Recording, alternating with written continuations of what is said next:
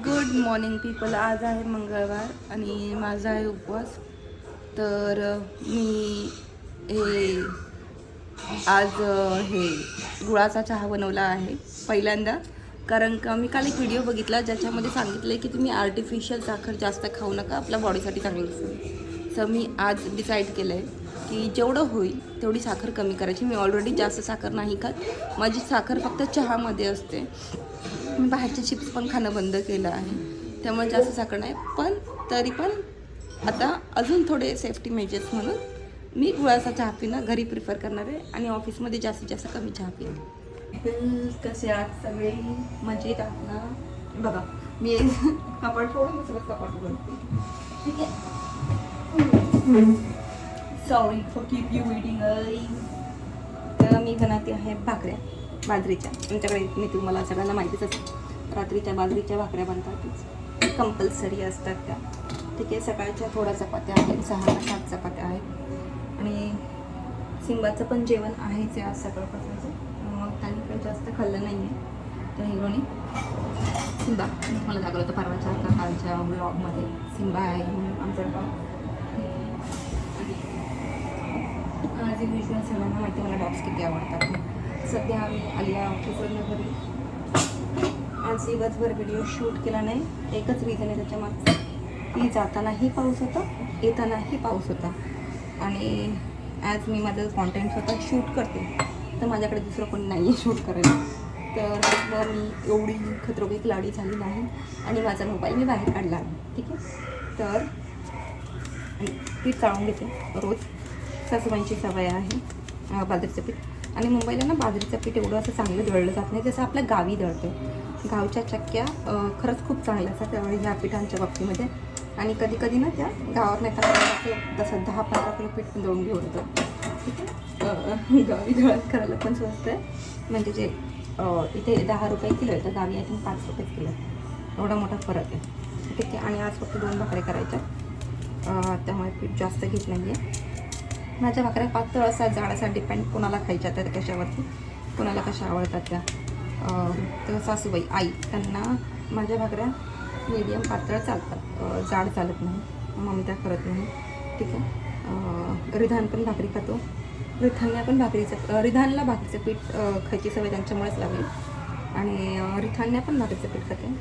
आता मला वाटतं रिधान बघतोय छोटा भीम किंवा सिंगम. आणि जास्तीत जास्त मग शिवा करून एक कार्टून आहे, माहीत नाही कोणता चॅनल आहे, मराठी चॅनल आहे, मराठी कार्टूनमध्ये येते शिवा करून. त्याच्यामध्ये चालू असतं त्याचं बघणं. ठीक आहे.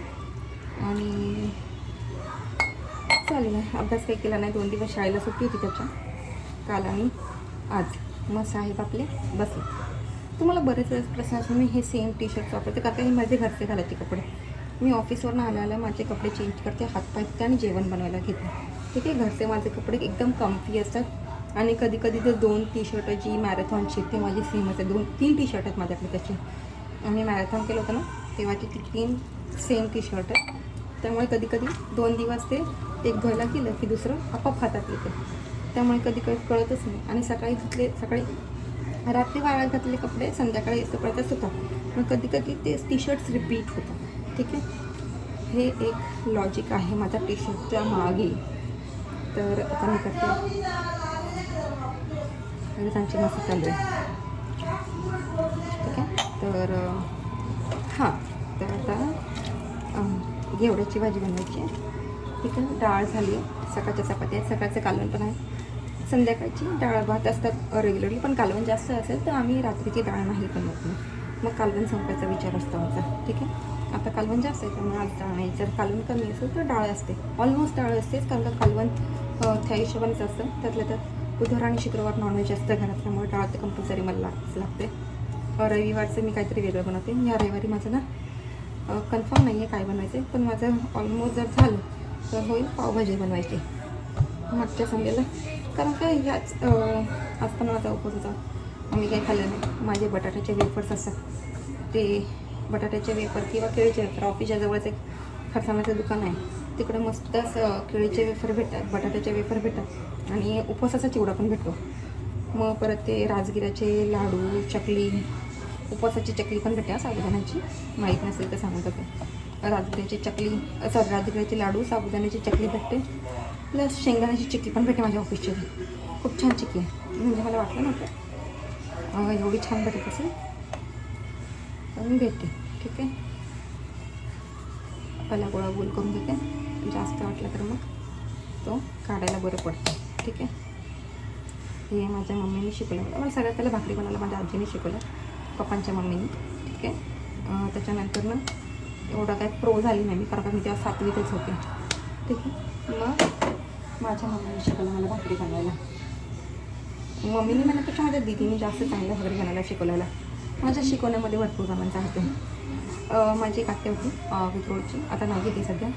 ठीक आहे, पहिला गॅस कमी करतो, लागत त्यावर ठेवायचं. विक्रोळीची आत्या होती, तिने मला कोबीच्या वड्या बनायला शिकवल्या. आणि ती ना खूप असं भात बनवायची, हिरवा वाटाण्याचा भात. ठीक आहे, तो छान बनायला शिकायची. इथे उभं आहे ना, त्यामुळे मला दोन्ही हाताने थापता नाही येते भाकरी. बसून असं थापायला बरं वाटतं, त्यामुळे आता इथे एकाच हाताने मी भाकरी थापते.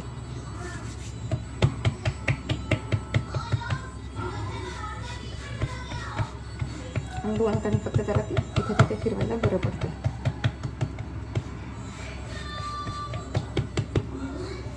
तर तर मला माझ्या मामीने पण चांगलं जेवण बनवायला शिकवलं. म्हणजे मी सांगते ना, मी पुढे पण जायची ना, तर मी बघायची कोण काय जेवण बनवतं आहे, काय कसं बनवतं आहे.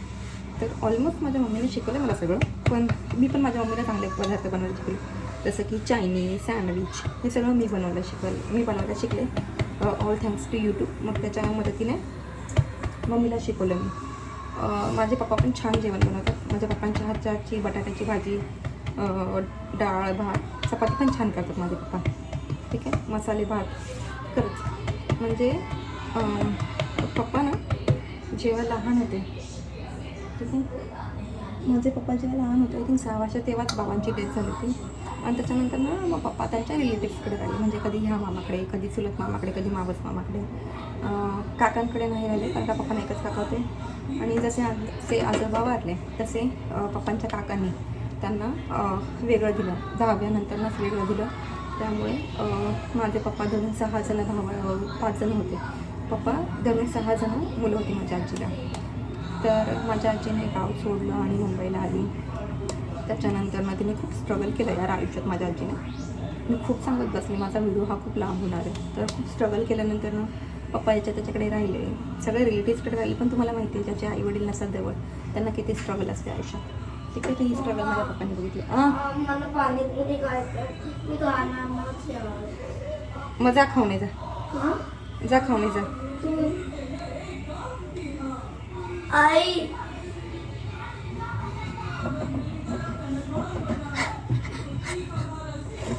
तर ज्यांचे, मी तुम्हाला म्हटलं तसं, ज्यांच्या आईवडील नसतात त्या मुलांना खूप स्ट्रगल करायला लागते. तर पप्पांनी स्ट्रगल केली. मग पप्पा एअर इंडियामध्ये कामाला लागले, शेफकेअरमध्ये. जे एअर इंडियाचीच एक कंपनी होती. कंपनी म्हणजे सब डिव्हिजन पार्ट होता, जिथे सगळं जेवण बनवलं जायचं, जे एअर इंडियामध्ये नेलं जायचं. ते पप्पांनी बघून त्यांच्या फ्रेंड्सबरोबर जेवण बनवायला शिकले. ठीक आहे, तर हे होतं सगळं लाईफचं. हे पप्पांनी खूप कष्ट केले. पप्पांनी त्यांच्या असंच कोणीतरी जे म्हणतात ना आपण चांगले कर्म केले की आपल्याला चांगल्या कर्मांचे फळ भेटतं, तसंच पप्पांच्या एका चुलत मामाने का काकाने, चुलत काका म्हणजे मावशीचे हसबंड. ठीक आहे, मामाच्या साईडचेच, पण पप्पांच्या साईडचे कोण नाही. त्यांनी पप्पांना मेहनत बघितली. पप्पा तिथे मेहनत करतात आणि त्यांनी त्यांना हॉटेलमध्ये कामाला लावलं. तिथून पप्पाचे पुढे जात गेलं. ते स्वतःच्या मेहनतीवरती गेले. म्हणजे कुणाच्या फुकट पैसे माझ्या पप्पांनी कधी खाल्ले नाहीत. माझ्या पप्पांना खूप लोकांनी लुटलं, म्हणजे अनगिनत लोकांनी लुटलं. मी सांगू शकत नाही. म्हणजे असे तुम्ही जर एखादा मित्र बोला की मला पैसे दे, माझ्या पप्पाला घेऊन टाकायचं. अशा लोकांनी माझ्या पप्पांना लुटलं ना, मी त्यांची नावं पण नाही घेऊ शकत. ठीक आहे, तर ह्या गोष्टी आहेत. पप्पाबरोबर खूप साऱ्या लोकांनी स्ट्रगल केले. त्यांचे मोठे भाऊ सगळ्यांनी स्ट्रगल केलं. पण माझे पप्पा माझ्यासाठी माझे हिरो. ठीक आहे, तर हे सगळं असं ट्रायचोडी. ठीक आहे, भाकरी करते, लादी पुसायची आहे, पण ती जेवल्यानंतर नाही. कपडे मशीनला लावायचे, भांडी घासायचे. त्यामुळे आता व्हिडिओ थांबवते आणि नंतर तुम्हाला डायरेक्ट शेवटी भेटते. ठीक आहे.